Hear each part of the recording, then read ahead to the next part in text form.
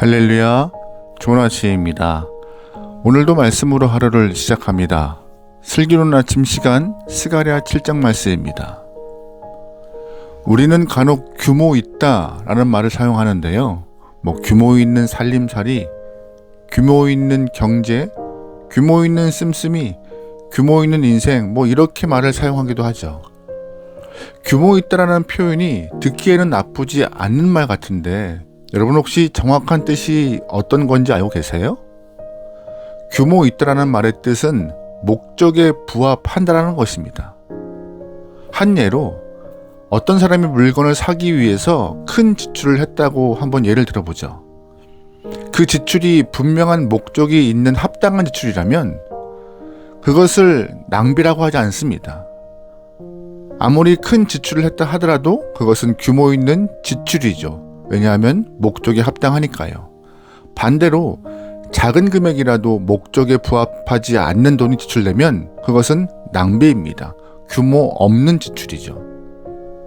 같은 관점에서 성도로서 규모 있는 신앙생활을 해야 건강한 영성을 가질 수 있음을 여러분 기억하셔야 해요. 신앙생활도 분명한 목적과 기준이 있어야 합니다.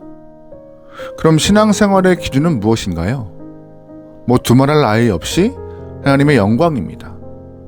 하나님의 영광을 위한 신앙생활을 할 때 하나님이 기뻐하실 것이고 하나님께 기쁨을 드리는 신앙생활이 규모 있는 신앙생활임을 기억하시면 좋을 것 같습니다. 여러분 그러기에 하나님의 기쁨된 삶을 통해 슬기로운 아침 시간을 함께 하시는 모든 분들이 규모 있는 신앙생활을 하고 있음을 그렇게 하기를 주의 이름으로 축원합니다. 아멘. 오늘 말씀에서는요, 하나님께서 남유다 백성들에게 목적과 기준이 분명한 영적 생활, 한마디로 규모 있는 신앙생활을 촉구하고 계세요. 1절 말씀이에요.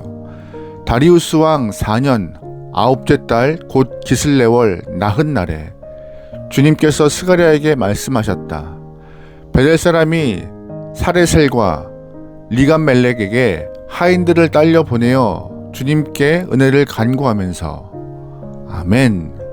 배경은 다리우스 왕 4년 기원전 518년입니다. 기원전 518년에 한 베델 사람이 하인들을 남유다에 보내어서 하나님의 은혜를 구하고 있어요. 본문 가운데 베델 사람이 누구인지 우리는 알 수 없습니다. 하지만 그가 하인을 보낸 것으로 보아서 지위가 꽤 높은 사람임을 분명합니다. 게다가 베델이라는 위치가 여러분 북이스라엘에 속한 땅임을 아실 것입니다. 그러니까 말씀에서 언급된 이 베델 사람은요, 기원전 721년 아수르 즉 아시리아에 의하여서 망한 북이스라엘 후손인 것이죠. 나라가 망한 지 200년이 지났는데 남은 자의 후손이 하나님의 은혜를 구한 것을 보면은요, 영적 방향성을 잃지 않으려고 노력하는 영혼이었던 것 같아요. 신앙적으로 굉장히 분투하는 사람임이 분명합니다. 그럼 이 베델 사람은 구체적으로 어떤 것을 질문했을까요? 3절 말씀이에요. 만군의 주님의 성전에 속한 제사장들과 예언자들에게 물어왔다. 우리가 지난 여러 해 동안에 해온 그대로 5째 달에 애곡하면서 금식해야 합니까? 아멘. 베델 사람은 여러 해 동안 울면서 근신하고 금식하고 영적 생활을 하고 있었다고 합니다.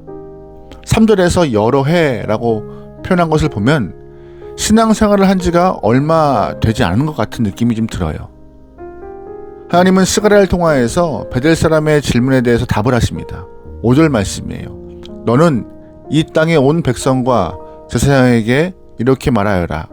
너희가 지난 7년 동안 5째 달과 7째 달에 금식하며 애곡하기는 하였으나 너희가 진정 나를 생각하여 금식한 적이 있느냐?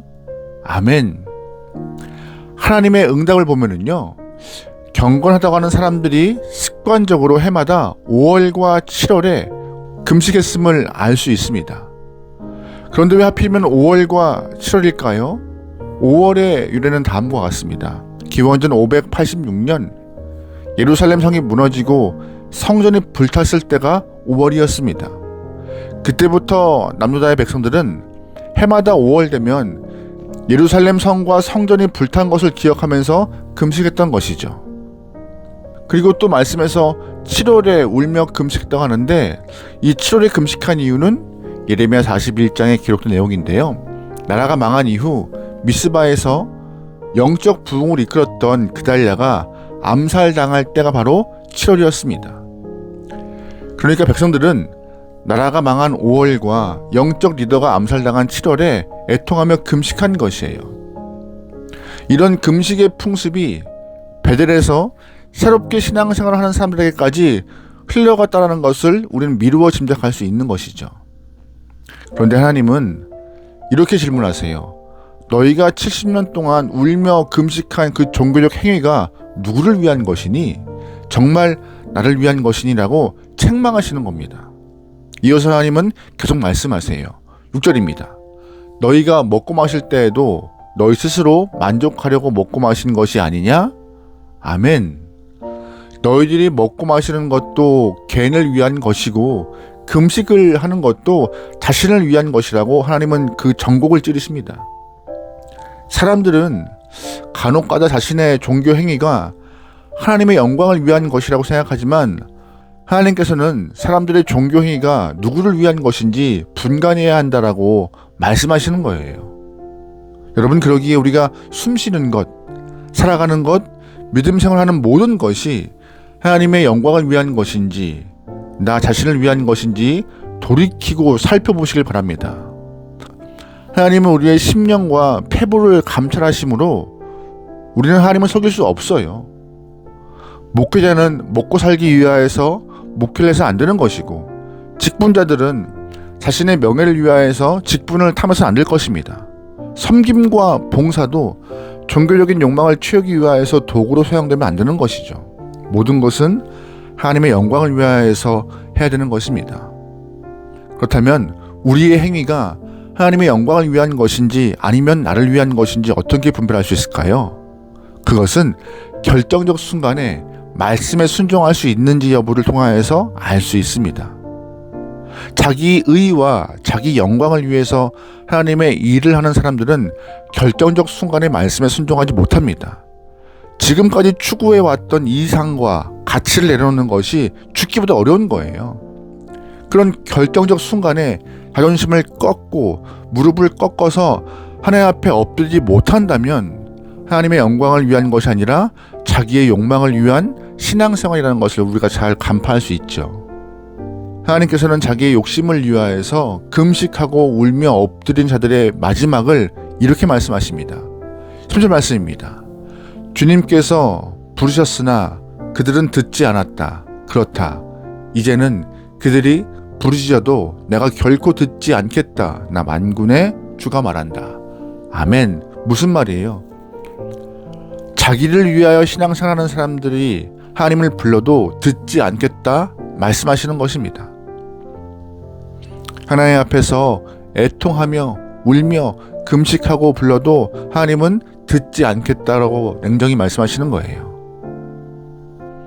하나님의 영광을 위한 신앙생활이 아니면 아무리 목청껏 외치고 불러도 하나님은 외면하십니다. 반대로 지금까지 이어온 신앙생활이 나 자신이 아니라 하나님의 영광을 위한 것이었다면 하나님은 우리의 기도와 탄원에 귀를 기울이시고 응답하실 것입니다. 여러분, 그러기에 오늘 우리의 마음을 좀 살펴보시면서 우리의 신앙생활, 우리의 삶이 누구를 위한 것인지 한번 되돌아볼 수 있게 소망합니다. 동시에 마음을 동이고 하나님의 영광을 위한 삶을 살겠다고 다짐할 수 있는 여러분과 저의 오늘 하루 되기를 주의 이름으로 축원합니다. 아멘. 기도하시겠습니다. 사랑의 하나님, 사나 죽으나 주님을 위하여서 주님의 영광을 위하여 살아갈 수 있는 귀한 영혼들에게 인도하여 주시옵소서. 이 땅에 발붙이고 살지만 이 땅을 위하여서 나를 위하여서 숨쉬는 것이 아니라 생명 주신 하나님을 향하여서 모든 것을 드릴 수 있는 하나님의 믿음의 영혼들에게 역사하여 주시옵소서. 의지만으로 되는 것이 아닙니다. 성령 하나님, 우리에게 마르지 않는 은혜 허락하시고 주의 길을 걸어갈 수 있도록 동행하여 주시옵소서. 모든 걸 맡기오며 예수님의 이름으로 기도합니다. 아멘.